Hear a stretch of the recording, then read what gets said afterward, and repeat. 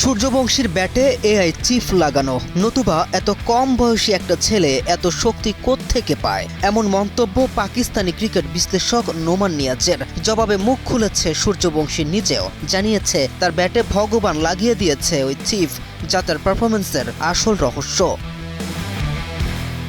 বৈভব Suryavanshi cricket হিস্ট্রিতে রচনা করেছে এক অধ্যায়, যেখানে বয়সের বাধা উপেক্ষা করে সব কিংবদন্তিদের রেকর্ড একটার পর একটা নিজের করে নিচ্ছে। মার্কাটারি আর ফেয়ারলেস ব্যাটিং কাকে বলে, কত প্রকার ও কি তা যেন দেখাচ্ছে আইপিএল এর মঞ্চে, যেখানে বহু কিংবদন্তি একটা টি-20 শতক পেতে কাটিয়ে দেয় তাদের গোটা ক্রিকেট ক্যারিয়ার।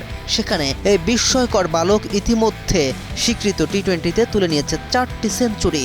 বয়স নিয়ে আলোচনায় থাকা এই ক্রিকেটার নিজের প্রতিভা দিয়ে আলোচনার মোড় ঘুরিয়ে দিতে বাধ্য করেছে তার পারফরমেন্স নিয়ে আলোচনা করতে।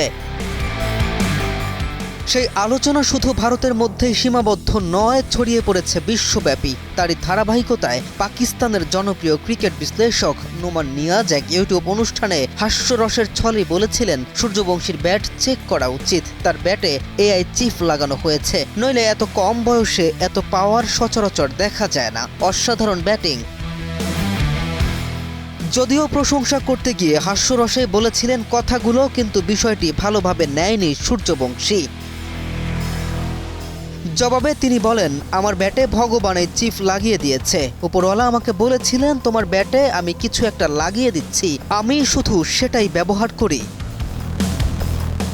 সূর্যবংশীকে এখনও প্র্যাকটিস গ্রাউন্ডে দেখা যায় দুরন্তপনায়, কিন্তু ব্যাট হাতে মাঠে দাঁড়ালে কিছু একটা হয় ছেলেটার, তখন সে ভয়ঙ্কর এক দানবের রূপ নেয় বোলারদের জন্য।